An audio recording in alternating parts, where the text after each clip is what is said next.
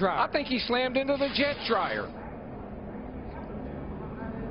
They're trying to clear debris off the racetrack, and the car brakes, won't steer, and he slides up the track and into the back of that surplus helicopter jet engine on a trailer used to dry the racetrack. Mike, I saw sparks coming out from the car as if it had a tire down or something. What an incredible turn of events. I've never in my life. Oh my gosh. And all that spilled jet fuel found something hot to ignite it. Safety workers quickly on the scene.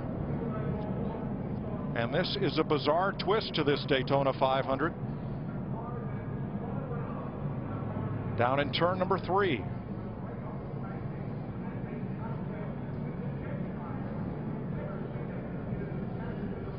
Well, I've seen a lot of things, but I don't think I've ever seen anything quite like this. That fuel is just running right down. That thing's full of fuel. They keep them full all the time. I just wonder what it's going to do to the racetrack. Well, here comes the fire crew. You see the red truck bottom of the screen. They've got to get that out because that fire could damage the racing surface. That's what I was thinking. I mean, you got fuel, it's on fire. It could eat that asphalt right up. It is commonplace for track safety, rescue, track drying vehicles to circulate the track under a caution flag. Drivers must maintain reasonable speed while catching up the pack and avoid those emergency vehicles. They're brightly lit and everything. That's easy to do when you can be under control of your race car. I just wonder if Montoya was going down the back catching up with the field and he didn't know the safety truck was up there. They called him on the radio and said, watch that safety truck, and the car darted hard right. Something had to happen. I saw sparks underneath. The car broke, and I don't believe he had steering control. I don't either. I mean, the car went up the track. When you see the sparks come out from under the car, it just looks like it had a flat tire or something happened to it. I don't know how many gallons of jet fuel that thing holds, but I guarantee you it's got several gallons in it. Several, probably 100. Track personnel exited that cleanup truck very quickly after the collision and walked away.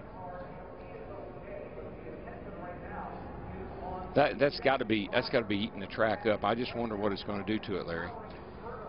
Yeah, that fire's been burning for quite a while now. And let's reiterate, Juan Pablo Montoya climbed from his car and walked quickly away. The car destroyed. He is all right and trying to get what is now a jet fuel fire under control, blazing in turn number 3. But Darrell, I keep going back. We just had gotten a report. They were telling me in my ear that Montoya had a bad vibration in every gear he was putting it in. So something was going on with that 42 car. The race has been red flagged. That means the cars have been stopped well away from the turn 3 scene. They've been red flagged on the back straightaway. And you're looking at what happens when 200 gallons of jet fuel meet a spark or something very hot after a collision like that. Yeah, that thing just burst into flame. I mean, it was unbelievable.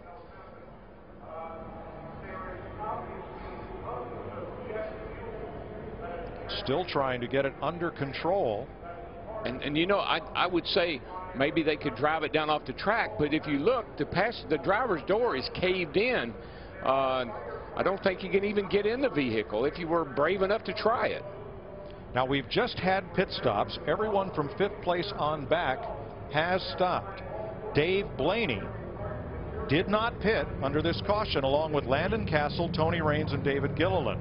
They are the race leaders as we are under the red flag. Blaney driving for the Tom Baldwin Jr. team. Castle with a brand new ride, and Raines, who just got a ride a few weeks ago into the Daytona 500 with teammate the Gilliland at Front Row Motorsports. They are the race leaders under this red flag for a bizarre incident entering turn number 3.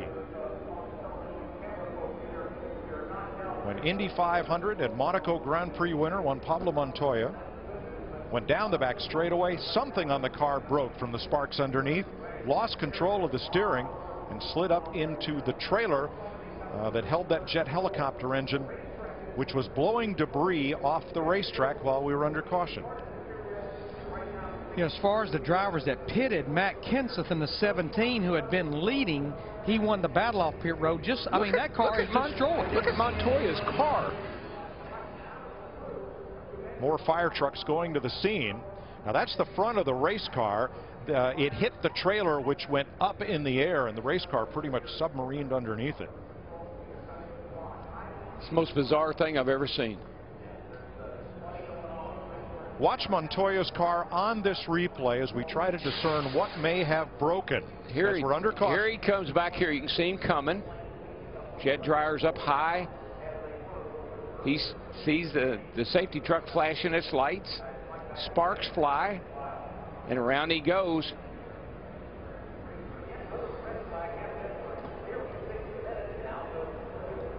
Here's a different angle. See the safety trucks up top? Wow. I mean, it just exploded. When it hit it, it just exploded. And he was traveling at a high rate of speed, trying to catch back up at the field. Back of the field.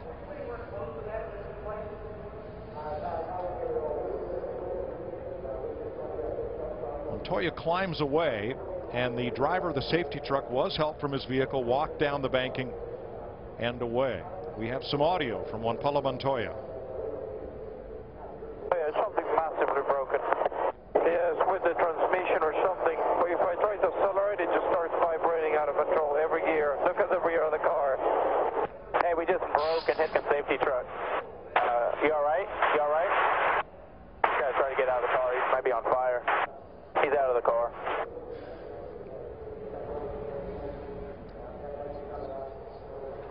Let's go back to Montoya's pit stop prior to this, and a lot of work going on under the car, Larry.